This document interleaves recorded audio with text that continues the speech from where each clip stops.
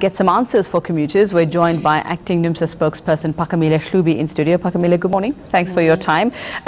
Just give us some idea, like you heard our reporters out there saying that commuters want to know when the strike will end, if it will end, or if it's indefinite going through the Easter weekend.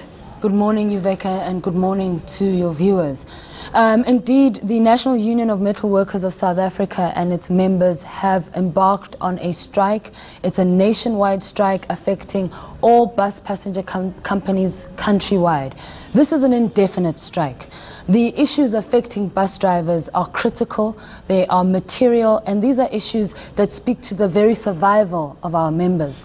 I hear the commuters complaining about the inconvenience, and honestly, we want to say that it is unfortunate that they have been inconvenienced by the strike. It is unfortunate that this has affected them in this way.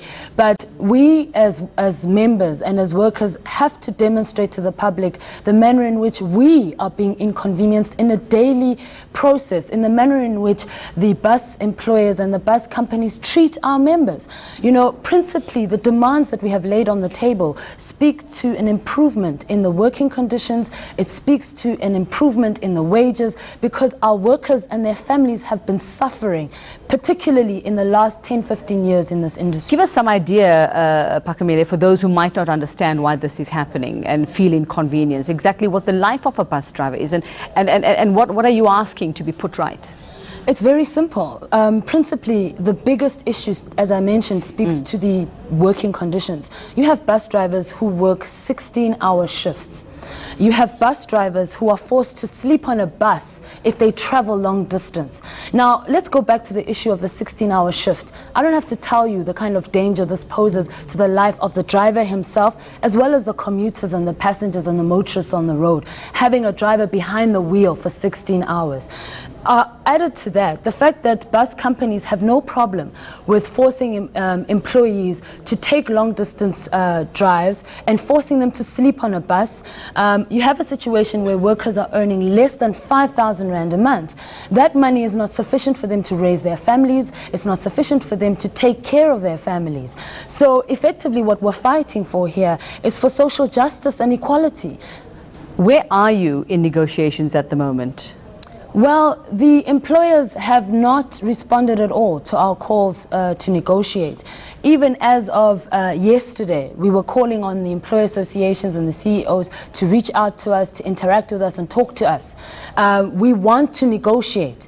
We have submitted a detailed proposal of the list of demands that we have, which include proposals around the shifts that talk about medical aid, really things that speak about conditions of workers.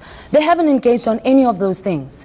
All they've said is that they've responded with a wage increase of 7.5%. Frankly, that's not good enough. They're not engaging in any of the things that have to deal with improving the conditions of our members. So until the bus companies get serious and for them to demonstrate, first of all, that they care about workers, they care about road safety, they care also about their bottom line, then they will take this process seriously and engage meaningfully with us. Well, you're one trade union. You are sort of leading the pack in a way, although everybody is negotiating, I understand, separately with various employers. So what exactly, what form is your leadership taking in this process? I mean, do you say, okay, this continues indefinitely? Are you all in agreement that this will continue indefinitely, or is it left individually to each union to decide how they will proceed after today? We're all members of the bargaining council and we all negotiate under the auspices of the bargaining council. Obviously, SATAU it must respond to the mandate that's been given to it by its members. NUMSA, we will respond to the mandate that's been given to us by our members. There are 4 trade unions that are involved in these negotiations. We all agree on the fact that the working conditions must improve drastically. We all agree on the fact that there must be a double-digit increase. We all agree that our members deserve a dignified life and they deserve a living wage. That is not something that we're willing to back down on. And because of that, we all agree that this is an indefinite strike until the employer associations begin to take this process seriously. Are you willing to meet them somewhere in the middle then? Absolutely. That's the purpose of a negotiation. It means we come to the table, we lay down what it is that we want, and we talk. But it must be a genuine engagement.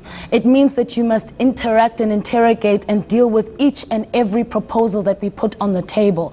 It means that you do not have the opportunity to just dismiss what we've put on the table. And that has been the situation up until we find ourselves at this point. Viewers need to understand something. For bus drivers to go on strike, it's a massive decision.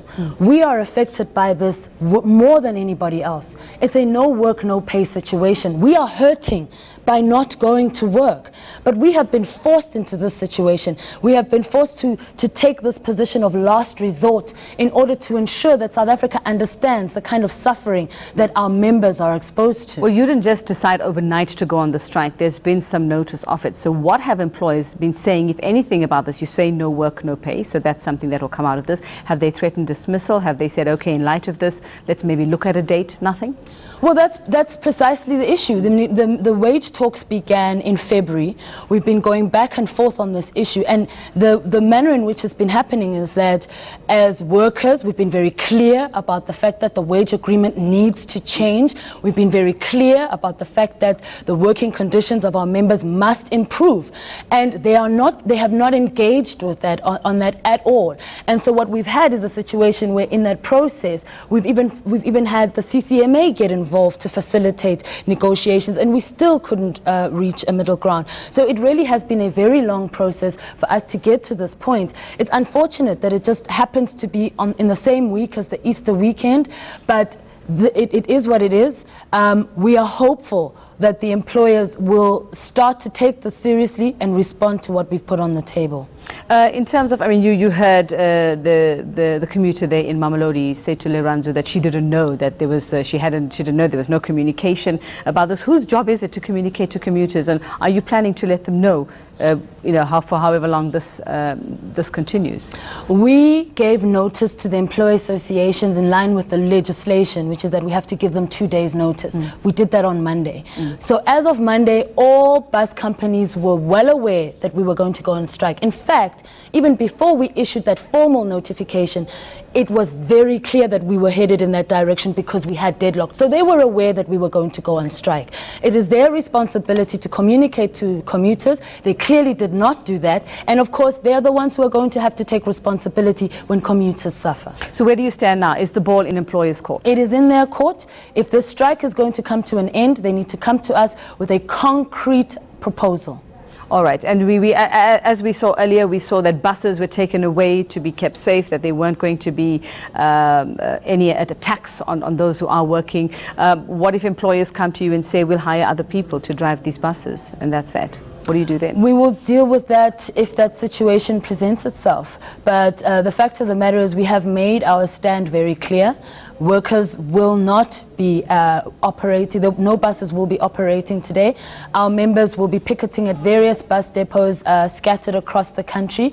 And from now until the employers decide to engage us, it's tools down. They're off the roads. All right. Thanks very much for your time and for that update. Acting NUMSA spokesperson Phakamile NUMSA joining us here on Morning News.